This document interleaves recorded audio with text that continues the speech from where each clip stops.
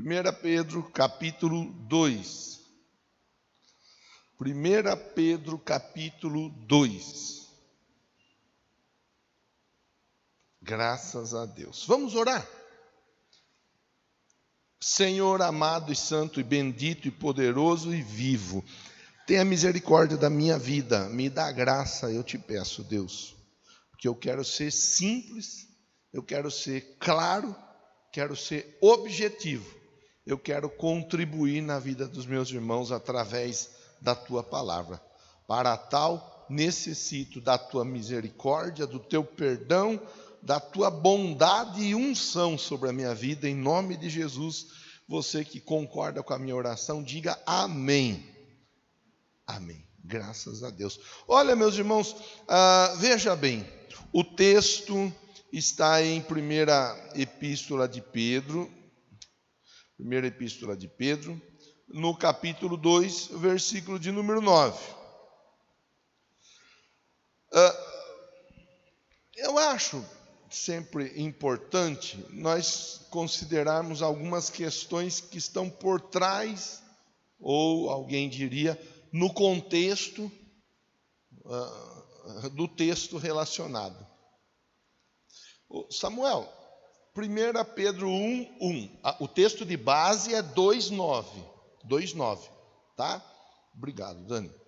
O texto de base é o 2:9. Mas vamos ver 1 Pedro 1:1. Olha lá, está escrito aí, ó. Pedro, apóstolo de Jesus Cristo, a quem? Aos eleitos de Deus. Peregrinos. Por que peregrino? Porque a nossa pátria não é aqui. Aqui nós estamos de passagem. Assim como a pátria daqueles aos quais Pedro estava escrevendo também não era de lá. A nossa pátria, a nossa morada final é nos céus. Amém? Amém?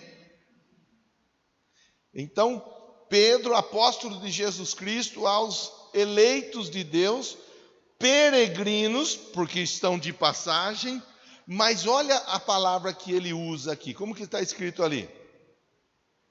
Os peregrinos que estão o quê? Estão o quê? Dispersos. Pela manhã eu conversei, Gleiciane, com o pessoal no culto da manhã, e eu avalio que foi um momento produtivo, importante para todos nós, a respeito da reflexão feita na palavra. A palavra. Eu não li esse texto de manhã, mas eu falei dentro do contexto. E agora eu achei por bem fazer a leitura nesse momento. Aos eleitos. Mas esses eleitos, eles estão como? Dispersos. Dispersos quer dizer, é eleito, Marcão, mas é um eleito que está disperso. A Bíblia diz, muitos são os chamados, mas são poucos os escolhidos. Não quer dizer, Robson, que Deus está fazendo acepção, ou que Ele faz acepção de uma ou de outra pessoa, de jeito nenhum. Andréia, Jesus disse assim, ó, vinde a mim vós todos que estáis cansados e sobrecarregados, e eu vos aliviarei. Veja, pastor Newton, vinde a mim, vós todos que estão o quê? Cansados e sobrecarregados. Mas o porquê do cansaço? Mas o porquê da sobrecarga? São tantas as questões, Andréia, no dia a dia, no nosso dia a dia, questões familiares, questões conjugais, questões profissionais, questões relacionadas à saúde, questões financeiras. São tantas as questões do dia a dia que nós estamos envolvidos e vão assim, ó, trabalhando em nossa vida, Luciene, de um jeito que às vezes nós acabamos ficando cansados mesmo. De um jeito que nós às vezes, Robert, ficamos sobrecarregados. E você quer que eu fale uma coisa? Nessa sobrecarga, nesse cansaço, muita gente pensa em tirar a vida, muita gente pensa em abandonar a família, muita gente pensa em fugir, em desaparecer. Sérgio, muita gente pensa em fazer muita coisa ruim e errada até mesmo, porque estão cansados, estão sobrecarregados. São aquelas dificuldades, uma dificuldade após a outra, que vai levando a pessoa a chegar, Silvia, no seu limite. Então Jesus, ele diz assim, vinde a mim, vós que estáis cansados e sobrecarregados, e eu vos aliviarei. Essa palavra ele diz para todos que estão cansados e sobrecarregados. E quer que eu fale uma coisa, irmã Conceição? Cada um de nós que estamos aqui, aqueles que estão acompanhando essa transmissão de culto, cada um de nós, de alguma forma, em algum momento, fomos alcançados por Deus, porque estávamos cansados, estávamos sobrecarregados, estávamos tristes, estávamos desanimados, estávamos sem graça para alguma coisa ou para muitas coisas. E aí Deus, ele vem e ele toca em nossa vida e ele mostra para nós que há sim a oportunidade, há sim uma chance, há sim esperança para que a pessoa possa viver uma nova vida em Cristo Jesus. Débora, é importante, é válido nós lembrarmos, esse é a grande referência para todos nós, Jesus Cristo. Quando a Bíblia diz que ele sai das águas, e tendo Jesus saído das águas, o céu se abriu. O céu se abriu. Então, a importância do batismo, porque a pessoa vem porque está cansada, vem porque está sobrecarregada, a ela é proposta uma nova vida em Cristo Jesus. E essa nova vida passa, a princípio, pelo batismo. O batismo, ele marca o início de uma nova vida, uma nova etapa, uma nova jornada na vida da pessoa. Então, o grande exemplo para nós, Jesus, a Bíblia diz, ele sai das águas, quando ele sai das águas, o céu se abre. Veja bem, eu sei aqui, posso estar enganado, mas todos são batizados. Tem alguém que não é batizado ainda aqui? Levante a mão que eu quero ver, por favor. Todos que estão aqui são batizados. Então não há nenhum engano. O pastor está falando, talvez pensando que alguém... Eu sei que todos que estão aqui são batizados. Aqui, dos que estão acompanhando do lado de lá, eu não tenho condição de saber quem está ouvindo e quem não está. Vai ter gente que é batizada e vai ter gente que não é batizada. Mas não tem problema, não precisa ficar chateado e tal, porque segundo domingo do mês de novembro, que eu não gravei a data ainda, o dia, mas é o segundo domingo do mês de novembro, nós teremos um novo batismo. Domingo passado nós batizamos 8 pessoas. No próximo mês, eu espero que possamos ajudar mais algumas pessoas se encontrarem com o Senhor Jesus nas águas do batismo. Pois bem, Jesus sai das águas. Quando ele sai das águas, o céu se abre. Olha como a história da pessoa, Renata, ela começa a ser transformada pela palavra. É a palavra. O céu se abre. O céu se abriu, veja bem, a pessoa começa uma nova vida em Cristo Jesus, o céu sobre a vida dela, que antes estava fechado, Mariane, agora esse céu começa a se abrir. O Espírito Santo, a Bíblia diz, o Espírito Santo ele vem como pomba sobre Jesus. O Espírito Santo passa a agir, passa a atuar, passa a direcionar, Guilherme, a vida da pessoa. Aquela pessoa que em outro momento conduzia a sua vida do seu jeito, da maneira que melhor achava, agora ela terá a ajuda do Espírito Santo de Deus. Aliado a isso tudo, o céu se abre, o Espírito vem sobre a vida da pessoa, uma voz é ouvida, e essa voz diz assim: é meu filho, e nele eu tenho prazer. é meu filho e nele eu me comprazo. Veja, agora essa pessoa, ela passa a ser conhecida nos céus e na terra como um filho e uma filha de Deus. 3 coisas super importantes, Marlon, que já valeria para nós a pena a reflexão nesses poucos minutos. Mas ainda nós temos uma 4ª situação que é válido destacar. Após Jesus ter sido batizado, saído das águas, o céu se abriu, o Espírito veio sobre ele, a voz declarou com firmeza e clareza: é meu filho, e no ungido de Deus ninguém toca. A Bíblia ainda diz que sai Jesus dali daquele lugar e ele vai para o deserto. E no deserto o diabo tenta tentá-lo, mas a Bíblia ensina que Jesus, após ele ter passado pelas águas do batismo, ele vence as tentações no deserto. Veja, quanta coisa importante na vida de uma pessoa que nasceu de novo em Cristo Jesus. Mas o maligno, ele não desiste, ele não sossega, ele não dá trégua, ele não se cansa, ele fica o tempo todo tentando trazer mentira, engano, confusão na mente da pessoa. Ele fica o tempo todo, Gleiciane, tentando fazer com que a pessoa acredite que ela não está marcada para vencer. Se eu ficasse só aqui falando dessas 4 situações, o Espírito Santo já estaria trabalhando de uma maneira tremenda para te fazer pelo menos pensar: você foi chamado para vencer.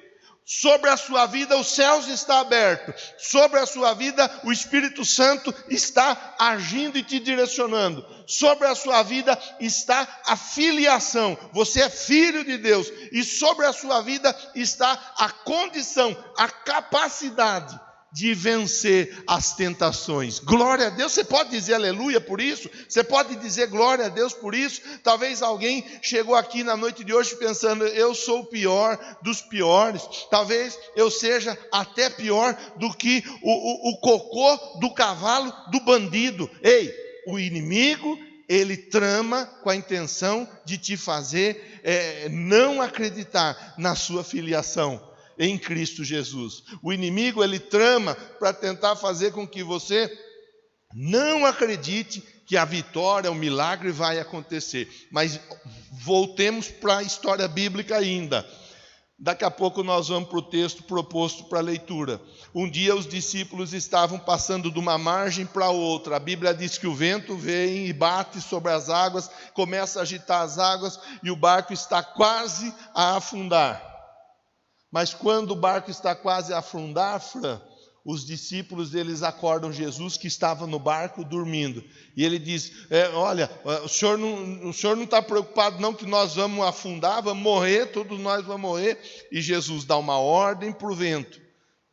Cessa o vento, o mar se acalma, faz-se bonança. Eles chegam, Marlene, até o lado de lá, a outra margem do lago, e eles chegam bem, tranquilos. Sabe, uma coisa importante nós destacarmos aqui: todos nós em Cristo Jesus temos sobre a nossa vida a mão, o poder, a bênção, o favor de Deus.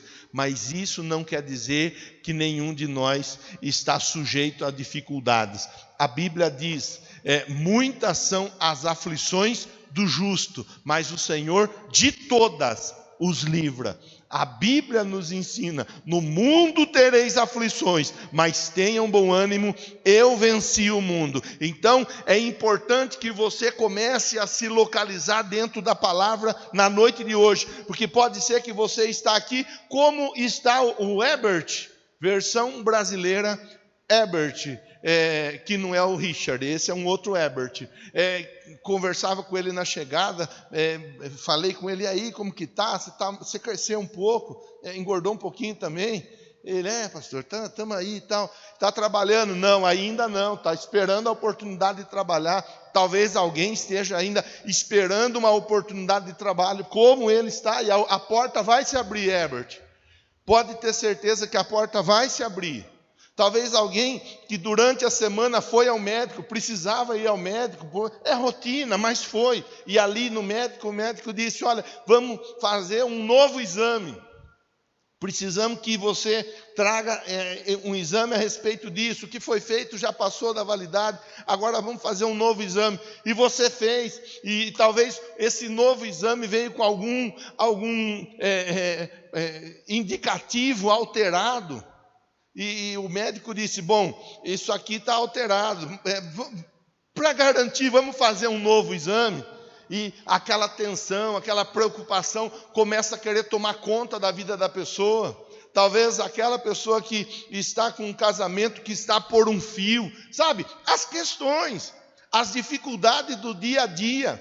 Talvez alguém que está lutando contra um pecado. Talvez alguém que está lutando contra um vício. Talvez alguém que está lutando contra uma palavra maldita que foi liberada sobre a vida, e assim a pessoa ficou assim: puxa vida, quer que eu fale? Estou tentando fazer a coisa certa, mas só ouço palavra de maldição, eu já não estou mais com disposição para enfrentar isso tudo. A Bíblia, agora eu volto aqui para 1 Pedro capítulo 2, verso de número 9. A Bíblia ensina que Pedro escreveu para os eleitos, mas os eleitos eles estavam dispersos. O que os levou a se dispersarem? Nós não vamos entrar dentro dessa caixa de conversa, mas nós vamos pensar aqui o que muitas vezes nos faz ficarmos dispersos. O que muitas vezes, Débora, nos faz ficarmos pensando: olha, eu nem sei se vale a pena continuar, eu nem sei se Deus está comigo, eu nem sei se eu não estou perdendo tempo de ir para a igreja, eu nem sei se eu não estou perdendo tempo de acompanhar essa transmissão de culto, de verdade, eu já nem sei de mais nada.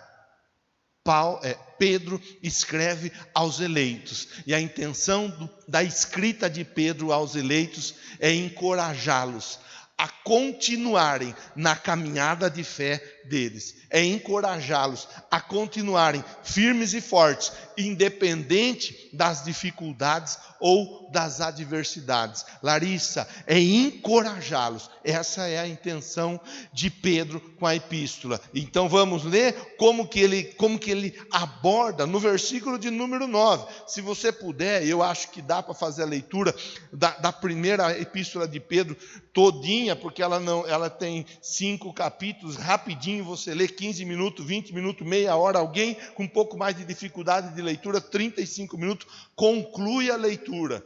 Mas vale a pena a leitura. Nós vamos ver apenas o verso de número 9, entendendo o contexto. A escrita é para a igreja, a escrita é para os escolhidos, a escrita é para aqueles que foram eleitos, a escrita é para aqueles que foram marcados pelo sangue do Senhor Jesus Cristo, mas que por algum motivo estão dispersos, por algum motivo estão meio que assim: eu não sei. Vamos ler. Vocês são geração eleita.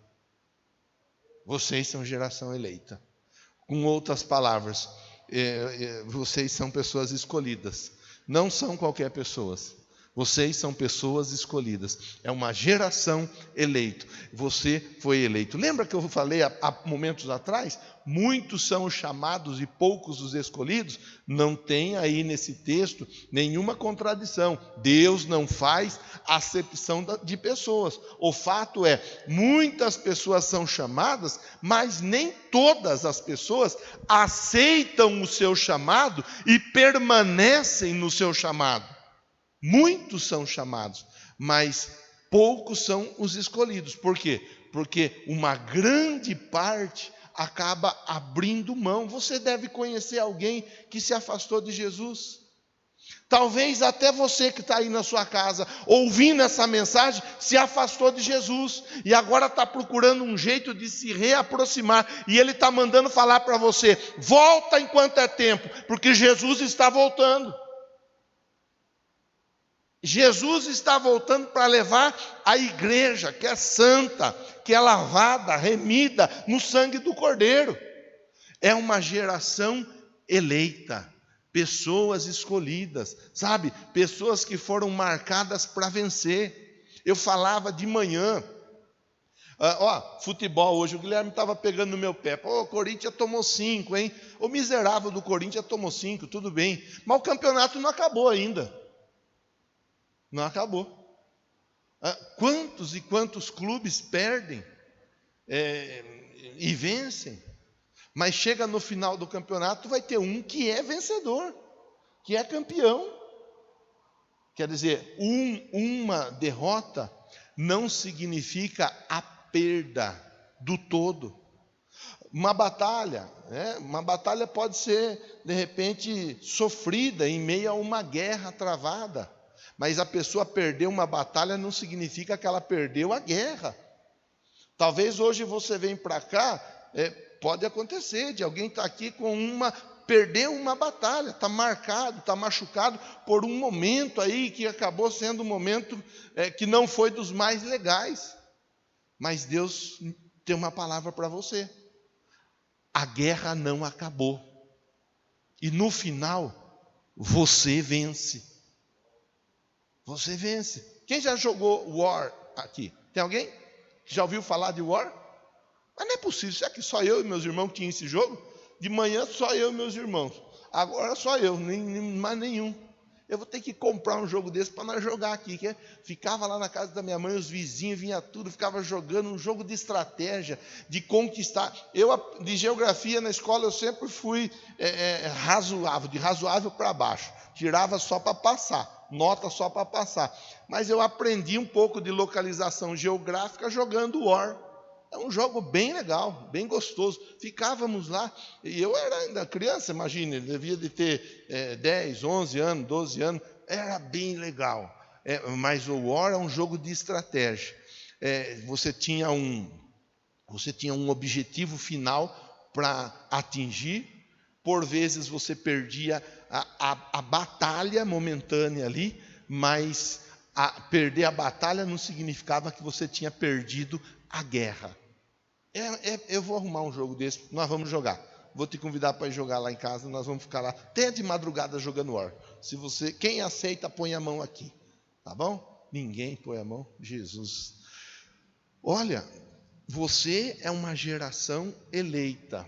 Outra coisa importante, sacerdócio real. Nós sabemos que no Antigo Testamento a Bíblia ensina com clareza quem era o único que chegava até o Santo dos Santos para falar com Deus, para apresentar dificuldades, queixas a Deus.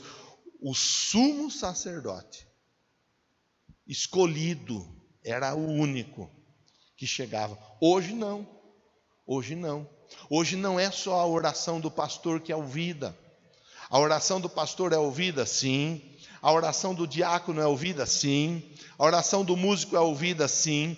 Mas a sua oração é ouvida também.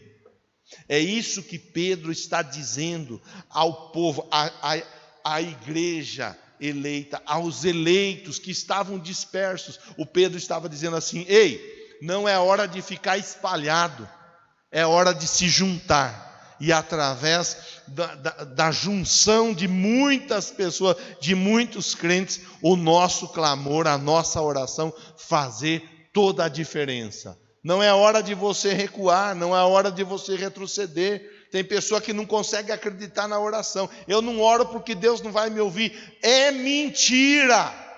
Pode orar porque Deus vai te ouvir.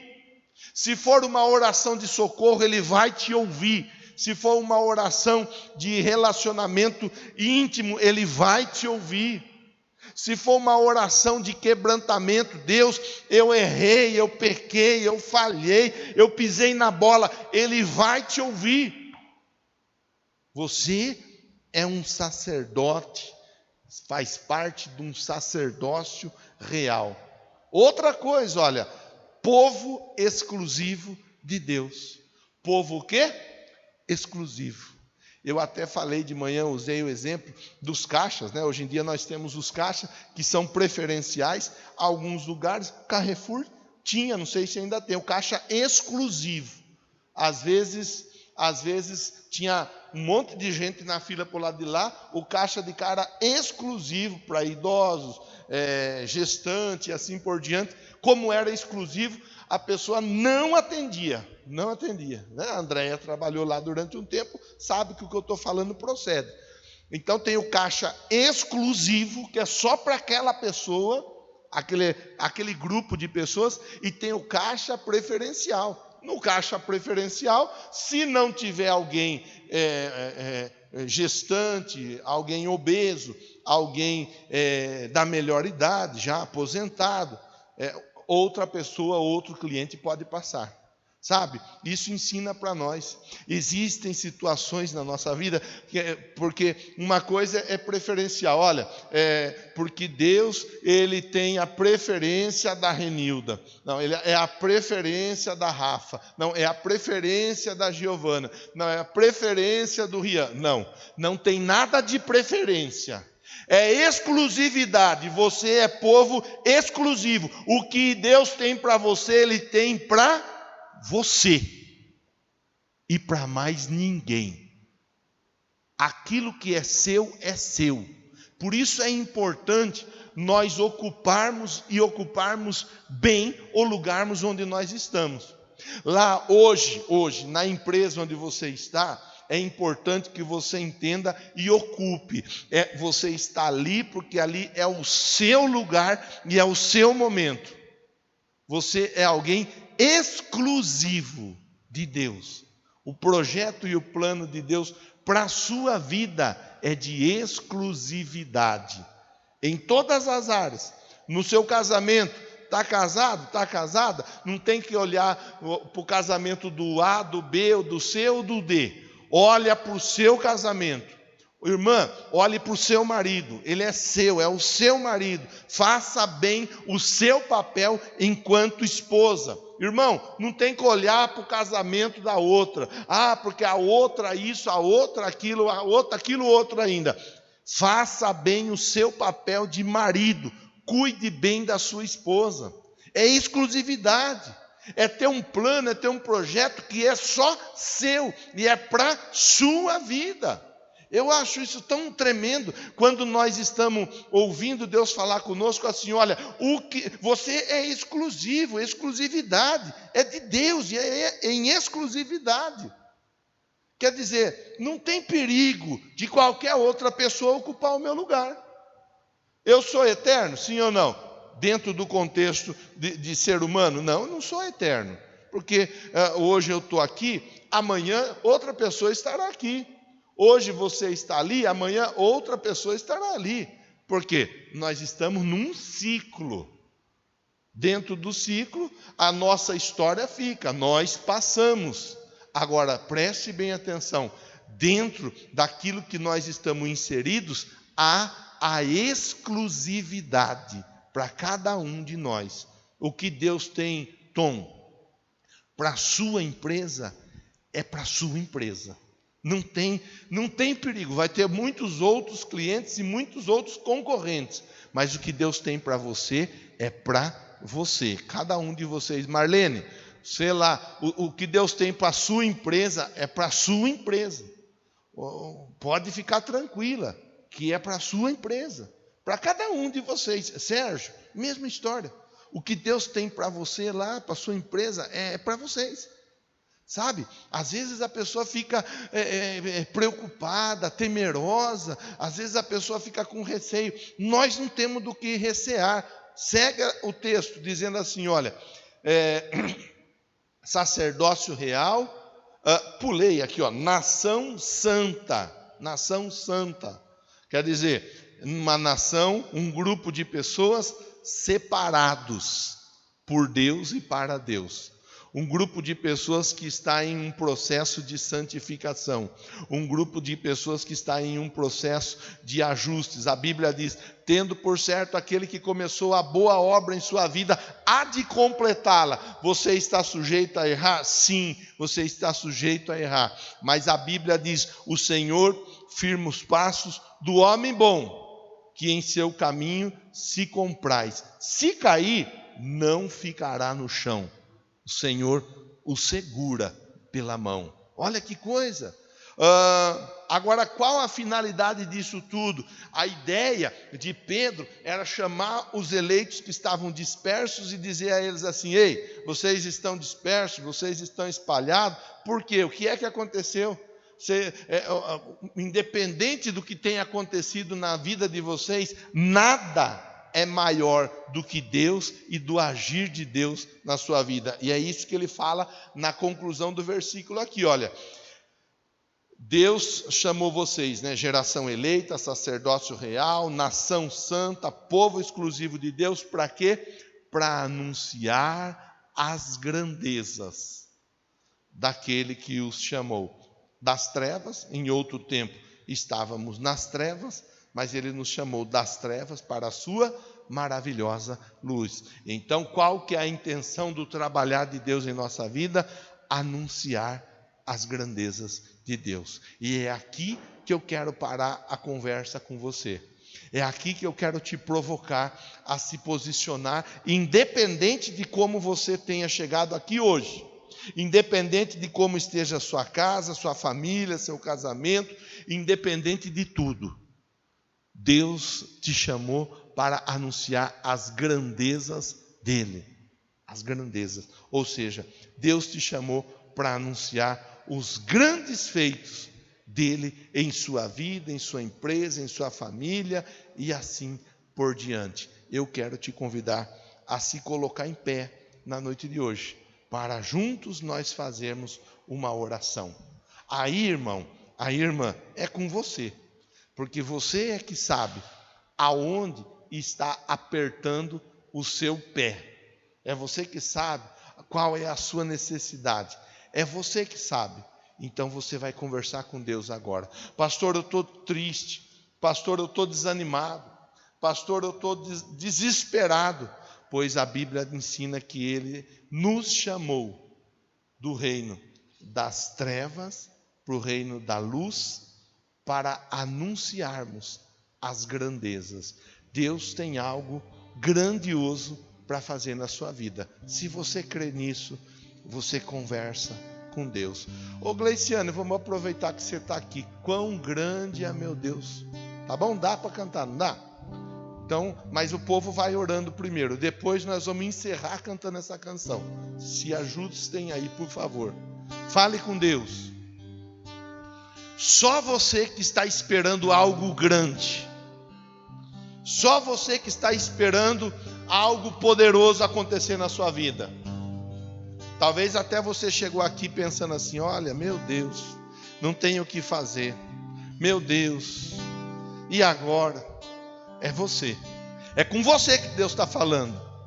Com você que está aí na sua casa, que está longe de Deus, mas parou para ouvir essa reflexão. É com você que Deus está dizendo: eu tenho algo grandioso para fazer na sua vida. Você está disperso, né? Você está aproveitando dessa pandemia para se distanciar. Mas eu estou usando esse meio de comunicação na noite de hoje para dizer para você: volta para minha casa, volta para minha presença, porque o que eu tenho para fazer na sua vida, na sua família, é grandioso. Fale com Deus. Em nome de Jesus, é no nome de Jesus, Deus, que eu rogo a Ti nesse momento, para que o sobrenatural aconteça, para que o poder do Senhor seja manifesto, para que a resposta chegue, para que a bênção ela se materialize, que o mal, que aquilo que não é do Senhor, aquilo que não provém de Ti, caia por terra. Esse irmão, essa irmã que está aqui no templo, mas ali acompanhando a transmissão, eles sejam surpreendidos em nome do Senhor Jesus. Quem recebe a oração e a palavra diz amém, Jesus. Bata a palma e glorifique.